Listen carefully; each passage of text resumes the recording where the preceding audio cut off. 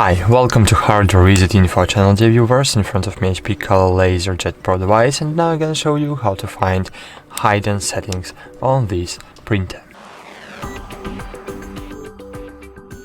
So firstly, you need to open your embedded web server, then open settings, find here security and administrator settings. And here you will see all settings, and these settings, as you can see, I have disabled. And if you want to enable these settings, if you want to add these settings to the administrator panel, to this panel, so you need to enable it and click apply. That's it. Thanks for watching. Like this video, subscribe to our channel, and bye. See you.